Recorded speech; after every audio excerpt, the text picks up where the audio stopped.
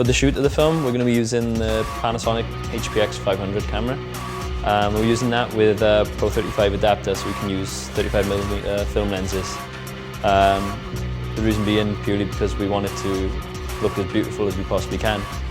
I'm a big fan of the P2 media, because we used that on the documentary last year. I just find it incredibly convenient and also, cost effective.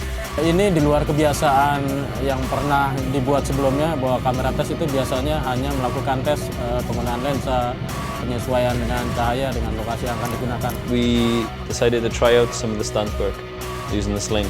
And yeah, the results are pretty good, but we need a lot more practice on those, just to get them more fluid, more natural. We tested a motorcyclist being flipped off his bike, and then a guy jumping from one building to the next. Sekarang coba adaptasi karena tingkat kesulitan yang tinggi dalam pengadeganan. Banyak departemen yang dilibatin, ada sling, stunt, termasuk untuk safety area apa segala macam. Jadi kita tes kamera sudah seperti syuting yang sebenarnya, di set dengan full crew, full equipment. Kita lakukan pengadeganan yang sama persis supaya bisa kita tahu detailnya, kekurangannya di mana, kecuali pemain utamanya, karena kita masih menggunakan peran pengganti. So we tried out a heli shot, the idea being that we wanted to get very high to sort of track with Yuda as he's being chased by two guys. But we had a lot of problems. So we looked to find an alternative method by using a crane and dolly track instead to get that high angle wide shot that we were after.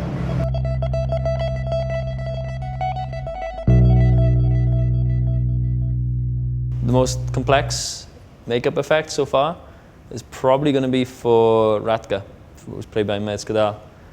And the reason being is that he has, in a very early scene in the movie, he has a bottle smashed and the pieces of glass fly across the room and some of them go into his face.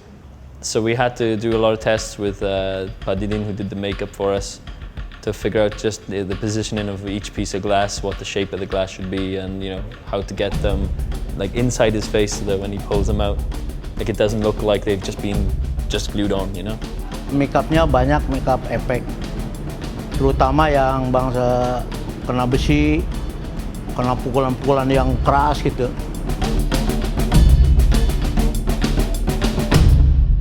In terms of the locations, we wanted to strike a big contrast between everything we shoot in Jakarta and everything we shoot in Sumatra. So for the Sumatran shoot, we wanted everything to feel very warm, very inviting and very homely. So we kept everything quite simple, quite rustic in terms of the set design, in terms of locations. So we wanted it to be like a psychological thing for Yuda, as in whenever he thinks back to home, it's this beautiful warm place, it's this nice inviting place that he doesn't want to have to go away from. And in Jakarta, then obviously we changed the style of things, so everything's much faster, the pace of life is much faster. So it's a lot more of the bustling big city, the high rises and the traffic and just, a lot of congestion. So. Salah satu lokasi terbaik di Padang adalah Ngarai Sihanuk, aliran sungai dengan tebing-tebing tinggi khas Bukit Tinggi. Kita seluruh tim belum pernah lihat lokasi seperti itu di wilayah lain di Indonesia. Jadi lokasi itu sangat kuat karakter Bukit Tingginya sebagai tempat berangkatnya Yuda menggunakan jurus-jurus untuk opening scene. One of the big things in Sumatra was just how incredible the landscape is there. There's a lot of wide, beautiful, epic landscapes there that we could use in the movie. So it still feels very natural, and we discovered this small village area which has a beautiful pond stretched out across in front of it. Dying to get to that point in Sumatra where we get to film our duel between Yuda and his master. Di Bukit Tinggi sekitar 7 lokasi. Di Jakarta sangat banyak lokasi yang kita pakai, dan hampir semua lokasi yang kita gunakan itu lebih dari 1 hari syuting, terutama khususnya adegan-adegan fighting, karena pengerjaannya juga sangat detail, jadi kita butuh waktu lebih panjang untuk lokasi ini. Juga ada satu lokasi yang sangat spesial, yaitu flyover di sekitar Pondok Indah.